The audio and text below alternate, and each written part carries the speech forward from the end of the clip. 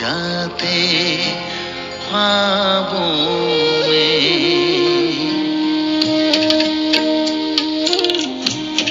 आपकी याद आते ही हम तो खो जाते ख्वाबों में। आपकी याद आते ही हम तो खो जाते ख्वाबों में। आपके पास आते ही हम समा जाते बाहों में। आपकी याद आते ही हम तो खो जाते ख्वाबों में। आपकी याद, आपकी याद, आपकी याद।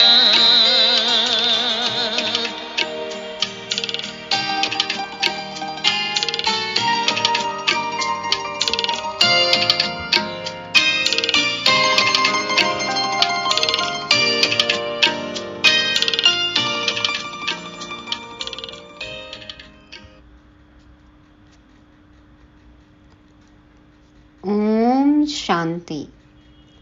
शुद्ध स्वच्छ विचारधारा वाले हर्षित मुख, अचल अडोल सच्चे सेवाधारियों को सत गुरुवार की गॉडली मॉर्निंग। आपकी याद आते ही हम तो खो जाते हैं ख्वाबों में, भर जाते हैं खुशियों से। हुआ है ना ऐसा अनुभव? होता है ऐसा अनुभव? यदि अभी तक नहीं भी हुआ है तो थकना नहीं है। जैसे जैसे प्रीत बढ़ेगी बाप से, थकान, मेहनत, युद्ध सब खत्म हो जाएगा और हम मंजिल पर पहुंच जाएंगे। तीव्र पुरुषार्थ होगा और प्रारब्ध बन जाएगी। तो अपनी ये रूहानी यात्रा हमें जारी रखनी है और सह यात्री भी बनाने हैं। आज नवंबर माह के अंतिम दिन शिव बाबा बताते हैं एवर हैप्पी बनने का राज। मीठे बच्चे, तुम्हें रूहानी पंडा बन यात्रा करनी और करानी है। याद ही तुम्हारी यात्रा है। याद करते रहो तो खुशी का पारा चढ़े। बाबा कहते हैं रूहानी पंडा बनना है, गाइड बनना है, सभी भटके हुओं को रास्ता दिखाना है। बाप जो मंजिल है उस तक पहुंचाना है। बाबा कहते क्या यात्रा है? बाबा की याद ही यात्रा है। तो यात्रा में जाते हैं तो खुशी होती है ना, तो बाबा को याद करते रहेंगे तो खुशी का पारा चढ़ेगा। इसलिए रूहानी पंडा बनकर यात्रा करना भी है और कराना भी है। खुश रहना है। प्रश्न है, निराकारी दुनिया में जाते ही कौन से संस्कार समाप्त हो जाते और कौन से संस्कार रह जाते हैं? उत्तर में बाबा कहते वहाँ नॉलेज के संस्कार समाप्त हो जाते, प्रारब्ध के संस्कार रह जाते हैं। जिन संस्कारों के आधार पर तुम बच्चे सतयुग में प्रारब्ध भोगते हो, वहाँ फिर पढ़ाई का व पुरुषार्थ का संस्कार नहीं रहता है। प्रारब्ध मिल गई, फिर ज्ञान खत्म हो जाता है। जैसे रिजल्ट निकल जाता है, छुट्टियाँ हो जाती हैं ना, फिर कौन पढ़ता है? तो बाबा कहते हैं निराकारी दुनिया में जब हम जाते हैं तो नॉलेज के संस्कार मुक्ति धाम में खत्म हो जाते। जो अभी हम पुरुषार्थ करते हैं उससे जो हम प्रारब्ध के संस्कार बनाते हैं वो संस्कार रह जाते हैं। जैसा पुरुषार्थ वैसी प्रारब्ध बन जाती है, तो वो संस्कार हम साथ लेकर जाते हैं और उस आधार पर ही सतयुग में हम प्रारब्ध भोगते हैं। तो फिर वहाँ पर पढ़ाई, मेहनत, पुरुषार्थ का संस्कार नहीं रहता। प्रारब्ध मिल गई, रिजल्ट निकल गया, तो ये ज्ञान, पढ़ाई, मेहनत सब खत्म हो जाता है। गीत बजा।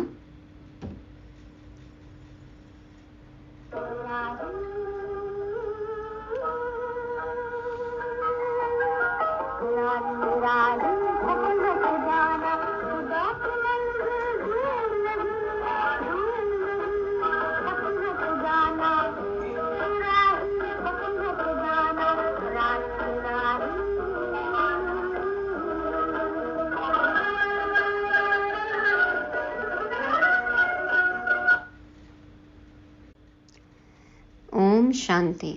यहाँ सम्मुख शिव भगवानुवाच है। गीता में दिखाते हैं श्री कृष्ण भगवानुवाच, परंतु श्री कृष्ण तो उस नाम रूप से सम्मुख हो न सके।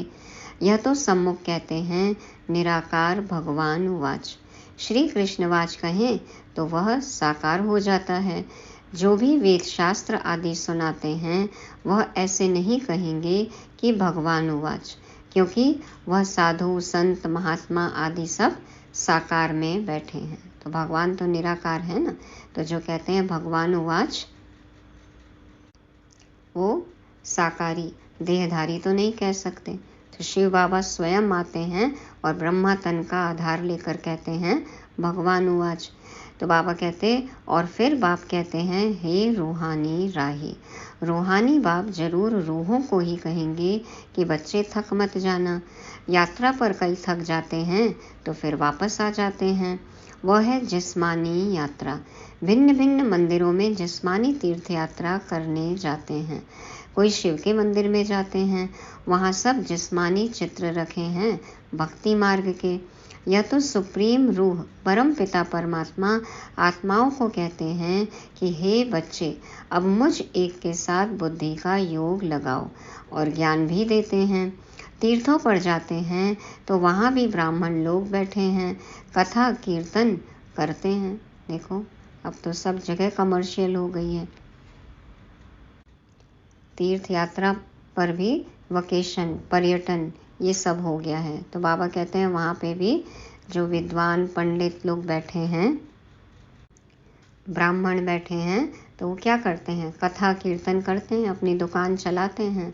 तो तुम्हारी तो एक ही सत्यनारायण की कथा है, नर से नारायण बनने की।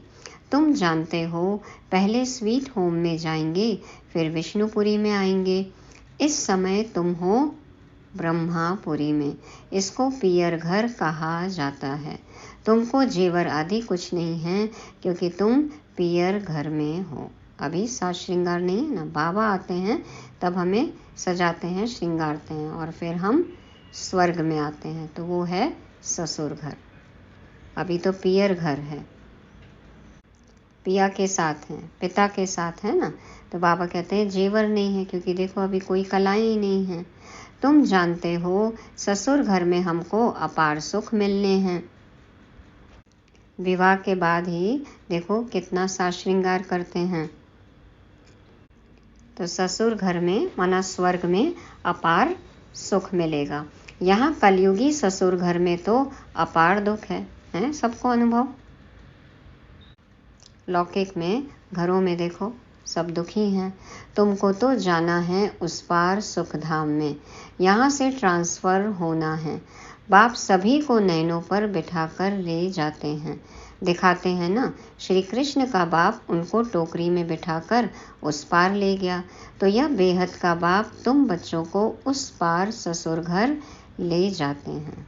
टोकरी में तो हम बैठ के नहीं जाएंगे, बाबा तो हमें पलकों पर नैनों में बिठाकर ले जाते हैं। दिल तख्त पर हम बैठते हैं, बाबा हमें अपनी मस्तक मणि कहते हैं, है ना, मस्तक पर बिठाते हैं। देखो तो बाबा कितना मान देते हैं बच्चों को। पहले अपने निराकारी घर में ले जाएंगे। पहले बाबा कहाँ ले जाएंगे, निराकारी घर स्वीट होम में, फिर ससुर घर भेज देंगे। तो वहाँ यह सब पियर घर ससुर घर की बातें भूल जाएंगी। वह है निराकारी पियर घर। वहाँ यह नॉलेज भूल जाती है। नॉलेज के संस्कार निकल जाते हैं, बाकी प्रारब्ध के संस्कार रह जाते हैं। फिर तुम बच्चों को प्रारब्ध ही ध्यान में रहती है। प्रारब्ध अनुसार जाकर सुख के जन्म लेंगे। सुख धाम जाना है। प्रारब्ध मिल गई फिर ज्ञान खत्म। तुम जानते हो प्रारब्ध में हमारी फिर वही एक्ट चलेगी। जैसा हमने पुरुषार्थ किया, जैसी प्रारब्ध बनाई, वही एक्ट चलेगी। तुम्हारे संस्कार ही प्रारब्ध के हो जाएंगे। अभी हैं पुरुषार्थ के संस्कार। ऐसे नहीं कि पुरुषार्थ और प्रारब्ध दोनों संस्कार वहाँ रहेंगे, नहीं, वहाँ यह ज्ञान नहीं रहता। तो यह तुम्हारी रूहानी यात्रा है। तुम्हारा चीफ पंडा है बाप। सब गाइड का भी एक चीफ होता है ना, तो बाबा है देखो supreme guide, chief guide. Chief पंडा है बाप। यूँ तो तुम भी रूहानी पंडे बन जाते हो, सबको साथ में ले जाते हो। वह है जिस्मानी पंडे, तुम हो रूहानी पंडे। वह लोग अमरनाथ पर बड़े धूमधाम से जाते हैं, झुंड के झुंड खास अमरनाथ पर बहुत धूमधाम से जाते हैं। कितने तीर्थों पर देखो जाते हैं ना, ग्रुप्स के ग्रुप्स जाते हैं, गाजे बाजे के साथ जाते हैं। तो बाबा ने देखा है कि कितने साधु संत बाजे गाजे ले जाते हैं, साथ में डॉक्टर आदि भी ले जाते हैं, क्योंकि ठंडी का समय होता है। पूरा लश्कर जाता है ना, तो मौसम के अनुसार पूरी सुविधा साथ सामान सब ले जाते हैं। कई बीमार पड़ जाते हैं। तुम्हारी यात्रा तो बहुत सहज है। जिस्मानी यात्रा में देखो कितनी तकलीफ होती है ना। बाबा कहते हैं यहाँ क्या है, रूहानी यात्रा एकदम सहज है।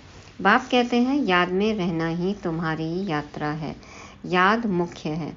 बच्चे याद करते रहें तो खुशी का पारा चढ़ा रहे। साथ में औरों को भी यात्रा पर ले जाना है। यात्रा पर सब संगठन में जाएं तो कितना मज़ा आता है ना।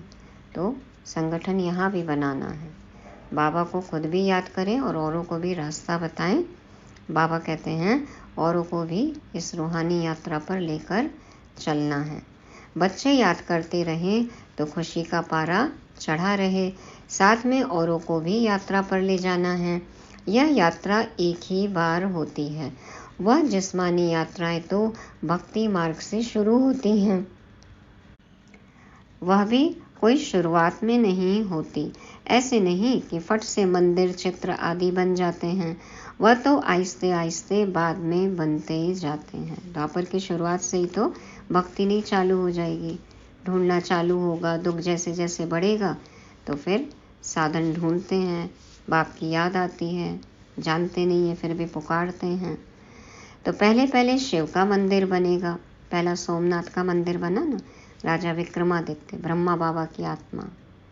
तो पहला शिव का मंदिर सोमनाथ में, वह भी पहले घर में सोमनाथ का मंदिर बनाते हैं, तो फिर कहाँ जाने की दरकार नहीं रहती। यह मंदिर आदि बाद में बनते हैं, समय लगता है। आहिस्ते आहिस्ते नए शास्त्र, नए चित्र, नए मंदिर आदि बनते रहते। टाइम लगता है, क्योंकि पढ़ने वाले भी चाहिए ना। मठ आदि जब वृद्धि को पाएंगे तब विचार करेंगे, है ना। तो फिर विचार होगा और शास्त्र बनाएं। यही विचार करते हैं कि कोई पुस्तक निकाले, किताब निकाले, शास्त्र बनाए। तो मठ आदि जब वृद्धि को पाएंगे फिर विचार होगा, शास्त्र बनाएं। तो इतने तीर्थ स्थान बने, मंदिर बने, चित्र बने, टाइम लगता है ना। समाज को कैसे सुधारना है, कैसे दुखी होने से बचाना है, तो ये सब उपाय निकालते हैं, टाइम तो लगेगा।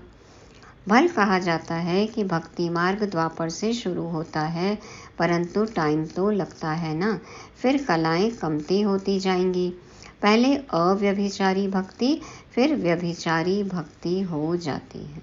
अभी तो देखो हर किसी को पूज रहे हैं। यह सब बातें अच्छी रीति चित्रों पर सिद्ध कर बताई जाती हैं। समझाने वालों की बुद्धि में यही चलता रहेगा कि ऐसे ऐसे चित्र बनाएं, यह समझाएं। देखो सीढ़ी का जो चित्र है उसमें दिखाया है ना कैसे भक्ति चालू हुई। तो समझाने वालों की बुद्धि में यही चलता रहेगा कि ऐसे ऐसे चित्र बनाएं, यह समझाएं। सबकी बुद्धि में नहीं चलेगा, नंबरवार है ना। कोई की बुद्धि बिल्कुल चलती नहीं, वह फिर पद भी ऐसे पाएंगे। मालूम पड़ जाता है यह क्या बनेंगे। जितना आगे चलेंगे तुम समझते जाएंगे।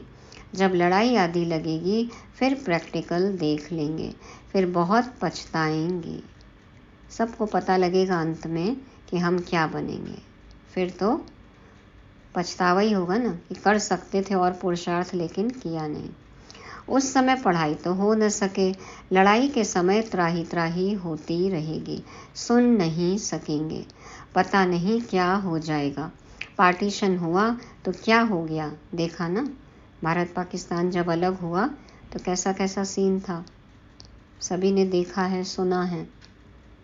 यह विनाश का समय बहुत कड़ा है। हाँ, बाकी साक्षात्कार आदि बहुत होंगे जिससे जान जाएंगे कि यह कितना पढ़ा है। बहुत पछताएंगे भी और साक्षात्कार होंगे, देखो तुमने पढ़ाई छोड़ दी तब यह हाल हुआ है साक्षात्कार करने की हिम्मत। धर्मराज साक्षात्कार कराने सिवाय सजाएं कैसे देंगे? सबूत के साथ, हाँ, ऑडियो वीडियो पूरे सबूत के साथ दिखाया जाएगा, सुनाया जाएगा, कहाँ गफलत की, क्या गलती की, इसलिए सजा मिल रही है सबूत के साथ में। तो बाबा कहते हैं धर्मराज साक्षात्कार कराने सिवाय सजाएं कैसे देंगे? सब साक्षात्कार कराएंगे, फिर उस समय कर कुछ नहीं सकेंगे, कहेंगे हाय तकदीर। तदबीर की होती, पुरुषार्थ किया होता तो बन जाती ना तकदीर। उस समय कहेंगे हाय तकदीर, तदबीर का समय तो गया, मेहनत का, पुरुषार्थ का समय तो गया। तो बाप कहते हैं क्यों नहीं अभी पुरुषार्थ करते हो? सर्विस से ही दिल पर चढ़ेंगे।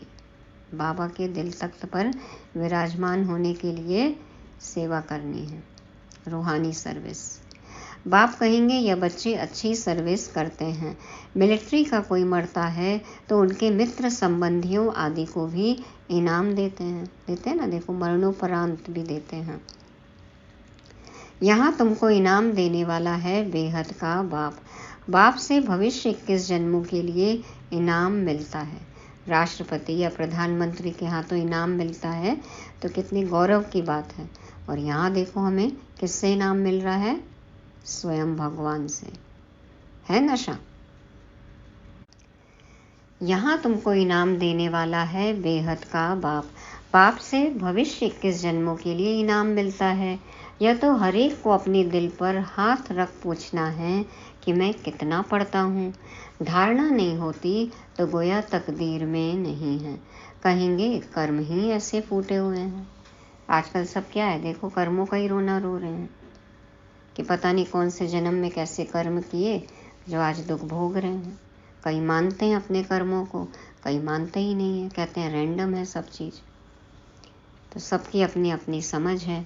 बाबा कहते हैं कि धारणा नहीं होती तो गोया तकदीर में नहीं है, कहेंगे कर्म ही ऐसे फूटे हुए हैं। बहुत खराब कर्म करने वाले कुछ उठा नहीं सकते हैं, माना क्या पद मिलेगा फिर।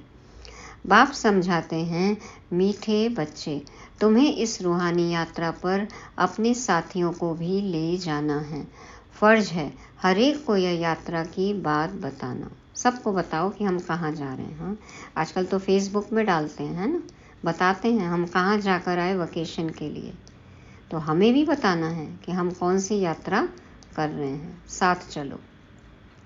तो फर्ज है हर एक को यह यात्रा की बात बताना।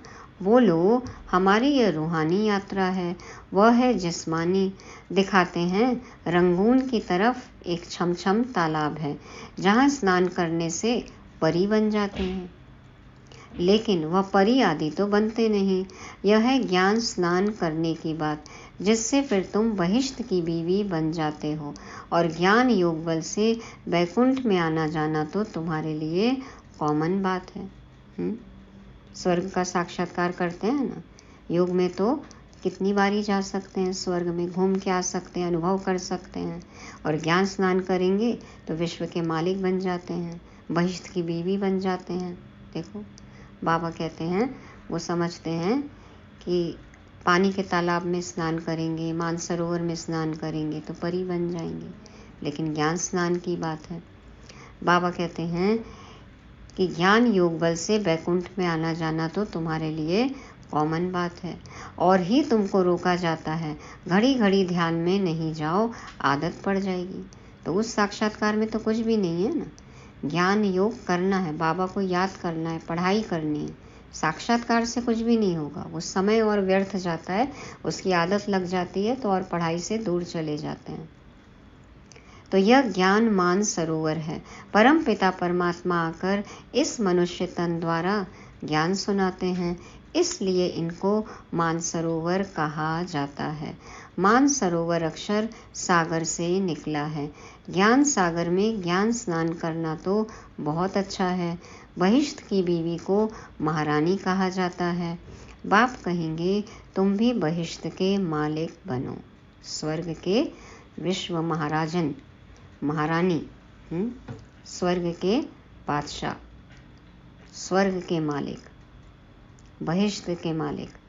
बच्चों पर लव रहता है, हर एक पर रहम पड़ता है, साधुओं पर भी रहम आता है। यह तो गीता में लिखा हुआ है कि साधुओं का भी उद्धार करते हैं। उद्धार होता है, कैसे होता है उद्धार? ज्ञान योग से।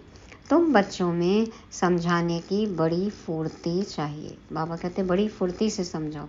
किसी ने कोई पॉइंट बोला उसी पर समझाओ, तो बड़ी फुर्ती से समझाना है। बोलो तुम और तो सब जानते हो, लेकिन छाछ जानते हो, बाकी मक्खन खिलाने वाले को तुम जानते ही नहीं हो, है ना। भक्ति है छाछ और ज्ञान है मक्खन। तो भक्ति तो बहुत करते हैं, छाछ तो बहुत पीते हैं, लेकिन मक्खन का स्वाद ही नहीं पता है, ज्ञान जानते ही नहीं, समझते ही नहीं। कौन मक्खन खिलाता है यही नहीं पता।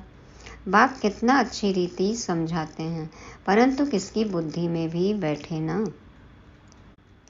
क्या होगा बाबा को जानने से? बाप को जानने से मनुष्य हीरे जैसा बनते हैं, न जानने से मनुष्य कौड़ी मिसल बिल्कुल पतित हैं। भगवान को मानने से कुछ नहीं होगा, भगवान की मानेंगे तो हीरा बन जाएंगे। और भगवान को खाली माने जा रहे हैं, भक्ति कर रहे हैं, तो कौड़ी के कौड़ी ही रह जाएंगे। बाप को जानने से ही पावन बनते हैं, पतित दुनिया में कोई पावन हो न सके। तो जो महारथी बच्चे हैं वह अच्छी रीति समझा सकेंगे। कितने ढेर ब्रह्मा कुमार कुमारियां हैं। प्रजापिता ब्रह्मा नाम भी मशहूर है। प्रजापिता ब्रह्मा के यह हैं मुख वंशावली। ब्रह्मा को ही 100 भुजा 1000 भुजा दिखाते हैं। यह भी समझाया जाता है इतनी भुजाएं तो हो नहीं सकती। बाकी ब्रह्मा को बहुत बछड़े वाला है, बाकी ब्रह्मा तो बहुत बछड़े वाला है। ब्रह्मा को तो बहुत बच्चे हैं ना, देखो हम सब बच्चे ही हैं ब्रह्मा बाबा के। तो बाकी ब्रह्मा को तो बहुत बच्चे हैं, बहुत बछड़े वाले बाबा, ब्रह्मा बाबा। ब्रह्मा फिर किसका बच्चा? इनका तो बाप है ना, ब्रह्मा है शिव बाबा का बच्चा। इनका और कौन बाप हो सकता? मनुष्य तो कोई हो नहीं सकता। ब्रह्मा विष्णु शंकर गाए जाते हैं सूक्ष्म वतन के, वह तो यहाँ आ न सके। प्रजापिता ब्रह्मा तो जरूर यहाँ होगा ना, सूक्ष्म वतन में तो प्रजा नहीं रचेंगे। तो परम पिता परमात्मा आकर इस ब्रह्मा मुख द्वारा शक्ति सेना रचते हैं। तो परम पिता परमात्मा का कोई पिता नहीं है, बेहद के बाप का फिर और कोई बाप नहीं है। बापों का बाप है बेहद का बाप शिव बाबा। और देखो ब्रह्मा मुख द्वारा शक्ति सेना रचते हैं। पहले पहले परिचय देना है, हम ब्रह्मा मुख वंशावली हैं, तुम भी ब्रह्मा के बच्चे हो ना। प्रजापिता ब्रह्मा है सबका बाप, फिर उनसे और बिरादरियां निकलती हैं, नाम बदलते जाते हैं। अब तुम ब्राह्मण हो। एक से ही देखो कितने अनेक हो गए हैं, कितने मठ पंथ टाल टालियाँ शाखाएं सब निकलती गई ना। तो बाबा कहते हैं कि प्रजापिता ब्रह्मा है सबका बाप, फिर उनसे और बिरादरियां निकलती हैं, नाम बदलते जाते हैं। अब तुम ब्राह्मण हो। प्रैक्टिकल में देखो प्रजापिता ब्रह्मा की कितनी औलाद है, जरूर औलाद को वर्षा मिलता होगा। ब्रह्मा के पास तो कोई प्रॉपर्टी है नहीं, प्रॉपर्टी है शिव बाबा के पास। ब्रह्मा वल्द शिव, ब्रह्मा बाबा भी शिव बाबा के बच्चे हैं। तो बेहद के बाप से ही वर्षा मिलता है। ब्रह्मा द्वारा शिव बाबा बैठ पढ़ाते हैं, हमको दादे का वर्षा मिलता है। बाबा समझाते तो बहुत हैं, परंतु योग नहीं, कायदे पर नहीं चलते, तो बाप भी क्या करें। बाप कहते हैं इनकी तकदीर। बाबा का काम है समझाना, शिक्षा देना। अब हम न माने तो हमारी अपनी तकदीर है, कायदे पर नहीं चलते तो बाप भी क्या करे। तो बाबा कहते हैं इनकी अपनी तकदीर। अगर बाबा से पूछें तो बाबा बता सकते हैं इस हालत में तुम्हारा क्या पद होगा। हिम्मत है पूछने की? नहीं है हिम्मत, क्योंकि सबको पता है कि हमें क्या पद मिलेगा, क्या पुरुषार्थ हम कर सकते हैं और क्या कर रहे हैं हम, कितना कर रहे हैं? तो ईमानदारी से खुद को चेक करना है। तो बाबा से अगर पूछे तो बाबा बता सकते हैं कि इस हालत में तुम्हारा क्या पद होगा। दिल भी गवाही देता है, मैं कितनी सर्विस करता हूँ, श्रीमत पर कहाँ तक चलता हूँ। खुद को खुद से ज़्यादा कौन जान सकता है? खुदा तो जानते ही हैं, लेकिन हमको भी पता है ना कि हम क्या कर रहे हैं। श्रीमत कहती है मन मना भव। सबको बाप और वर्षे का परिचय देते रहते हैं, ढिंढोरा भी पीटते रहते हैं। बाबा इशारा देते रहते हैं तुम्हें गवर्नमेंट को भी समझाना है, जो वह भी समझें बरोबर भारत की ताकत ही चली गई है। भारत सिरमौर था, विश्व गुरु था, सोने की चिड़िया था। अभी देखो तो गवर्नमेंट भी समझे, सरकार समझे कि क्यों चली गई भारत की ताकत, और कोई ताकत कैसे आएगी ये बाबा ही बता सकते हैं ना। तो बाबा कहते हैं अब ये काम बच्चों को करना है। परम पिता परमात्मा सर्वशक्तिमान से योग ही नहीं है। इनसे तुम योग लगाते हो तो एकदम विश्व के मालिक बनते हो। माया पर भी तुम जीत पहनते हो। गृहस्थ व्यवहार में रहते माया पर जीत पानी है। हमारा मददगार बाप है। कितना समझाया जाता है, धारणा करनी चाहिए। बाबा ने समझाया है धन दिए धन न खुटे। ज्ञान धन दान देंगे तो और बढ़ता ही जाएगा, कभी खत्म नहीं होगा, कम नहीं होगा। सर्विस करेंगे तब बाबा के दिल पर चढ़ सकेंगे, नहीं तो इम्पॉसिबल है। आप सेवा न करो, ज्ञान योग धारणा सेवा नहीं होगी तो बाबा के दिल तख्त पर बैठ सकेंगे? इम्पॉसिबल, असंभव है। इसका मतलब यह नहीं कि बाबा प्यार नहीं करते, प्यार तो करते हैं, तभी तो समझा रहे हैं ना इतना। बाबा प्यार सर्विसेबल को करेंगे। ज़्यादा प्यार किसको करेंगे? फेवरेट कौन बनेगा? जो सर्विस करेगा। मेहनत करनी चाहिए, सबको यात्रा लायक बनाते हैं। मन मना भव, यह है रूहानी यात्रा। मुझे याद करो तो तुम मेरे पास पहुंच जाएंगे। शिवपुरी में आकर फिर विष्णुपुरी में चले जाएंगे। यह बातें सिर्फ तुम बच्चे जानते हो। ऐसा गुह्य राज सिर्फ हम बच्चों को पता है। इसका फ़ायदा उठाते हैं हम। कोई और मन मना भाव का अर्थ समझते नहीं। पढ़ते तो बहुत हैं, पढ़ते तो बहुत हैं, अक्षर सुना है, लेकिन असली अर्थ क्या है, कैसे, कहाँ, किससे, कब जुड़ना है, पता ही नहीं है। तो बाबा कहते हैं कोई और मन मना भाव का अर्थ समझते नहीं, पढ़ते तो बहुत हैं। बाप महामंत्र देते हैं, मुझे याद करो तो तुम विक्रमाजीत बन जाएंगे। महामंत्र है ये, पासवर्ड है ये, है ना। मन मना भाव ये पासवर्ड है। किन किन बातों का पासवर्ड है? हम जो चाहते हैं वो हम प्राप्त कर सकते हैं। सदा सुखी होने का, निरोगी काया पाने का, एवर हेल्दी एवर वेल्दी होने का, एवर हैप्पी होने का, जीवन मुक्ति का, है ना। कितनी ही चर्निंग कर सकते हैं। विचार सागर मंथन करें कि मन मना भव किन किन बातों का, किन किन चीज़ों का पासवर्ड है। तो बाप महामंत्र देते हैं, मुझे याद करो तो तुम विक्रमाजीत बन जाएंगे। अच्छा, मीठे मीठे सिक्के दे बच्चों प्रति माता पिता बाप दादा का याद प्यार और गुड मॉर्निंग। रूहानी बाप की रूहानी बच्चों को नमस्ते। हम रूहानी बच्चों की रूहानी बाप दादा को याद प्यार, गुड मॉर्निंग और नमस्ते। शुक्रिया बाबा, शुक्रिया। धारणा के लिए मुख्य सार, पहला पॉइंट, ज्ञान स्नान करना है। प्यार से सर्विस कर बाप के दिल तख्त पर बैठना है। पुरुषार्थ के समय में अलबेला नहीं बनना है। दूसरा, बाप की पलकों पर बैठ कलयुगी दुखधाम से सुखधाम चलना है, इसलिए अपना सब कुछ ट्रांसफर कर देना है। वरदान है, जीवन में दिव्य गुणों के फूलों की फुलवाड़ी द्वारा खुशहाली का अनुभव करने वाले एवर हैप्पी भव। जीवन में दिव्य गुणों के फूलों की फुलवाड़ी द्वारा खुशहाली का अनुभव करने वाले एवर हैप्पी भव। बाप दादा समझाते हैं सदा खुशहाल अर्थात भरपूर संपन्न। जो भरपूर होगा, संपन्न होगा, वो सदा खुश रहेगा। पहले कांटों के जंगल में जीवन थी, अभी फूलों की खुशहाली में आ गए।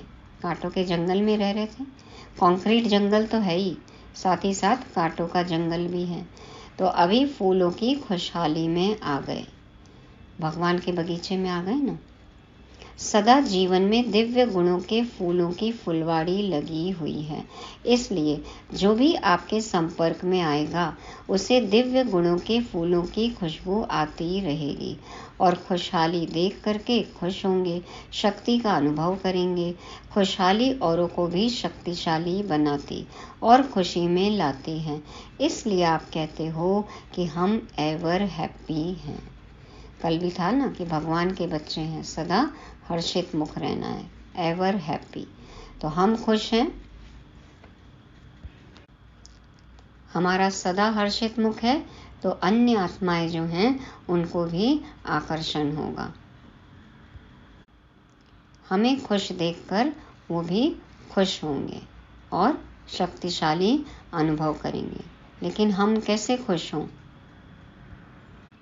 जब तक हम में दिव्य गुणों की धारणा नहीं है, हम खुश नहीं रह सकते। गीत भी है ना, दिव्य गुणों के गुलदस्ते से जीवन महक जाता है। तो ये खुशबू खुद को तो महकाती है, आसपास भी पूरी महक खुशबू फैलती है, पूरा वातावरण खुशबूदार हो जाता है। और कहते भी हैं ना कि खुशी की तरंगे अपने आप फैलती हैं। तो हम जितना खुश रहेंगे, एवर हैप्पी रहेंगे, वाइब्रेशन फैलेगा, तरंगे फैलेंगी, अन्य आत्माएं भी खुशहाली का अनुभव करेंगी। स्लोगन है, मास्टर सर्वशक्तिमान वह हैं जो माया के बुदबुदों से डरने के बजाय उनसे खेलने वाले हैं। मास्टर सर्वशक्तिमान वह हैं जो माया के बुदबुदों से डरने के बजाय उनसे खेलने वाले हैं। माया क्या है? बुदबुदे जैसी। बुदबुदा होता है ना, जरा टच करो और तुरंत फूट जाता है, गायब हो जाता है। बच्चे करते हैं ना वो साबुन पानी से, तो वो बुदबुदे होते हैं, वो हवा में ऊपर जाते हैं और थोड़ी देर बाद अपने आप खत्म हो जाते हैं। तो बाबा वही कहते हैं, जो मास्टर सर्वशक्तिमान हैं, माया क्या है उनके लिए? बुदबुदे जैसी है। तो डरना नहीं है, उनसे खेलना है। कोई भी परिस्थिति आई है तो वो खेल है, अपने आप खत्म हो जाएगी यदि हम शक्तिशाली हैं तो। और शक्तिशाली हम कैसे रहेंगे? जब हम सर्वशक्तिमान से जुड़े रहेंगे, तभी हम मास्टर सर्वशक्तिमान का अनुभव कर सकते हैं। तो ये थी मुरली। रिवाइज करने के लिए पॉइंट्स हैं। पहला, रूहानी पंडा। बाबा है रूहानी पंडा, बाबा हमें गाइड कर रहे हैं, हमें भी सबको रूहानी यात्रा पर ले जाना है, हम हैं रूहानी पंडे। दूसरा, पुरुषार्थ कर हमें प्रारब्ध का संस्कार बनाना है।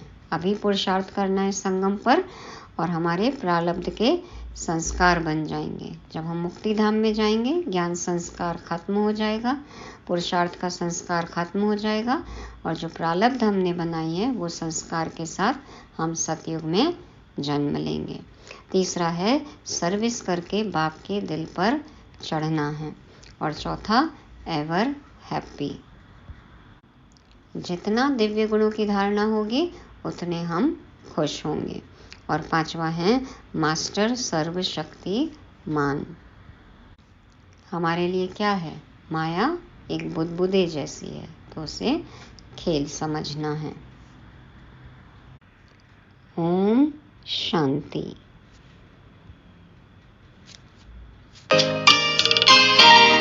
बड़ी मन भावनी मुरली प्रेम से प्राणों को सींचे, रसीली तान की ये डोर आपकी ओर ही खींचे, आपकी ओर ही खींचे। रूहानी जादू आपकी मीठी बातों में, रूहानी स्नेह का जादू आपकी मीठी बातों में। आपके पास आते ही हम समा जाते, बाहों में आपकी याद आते ही हम तो खो जाते, ख्वाबों में आपकी याद, आपकी याद, आपकी याद।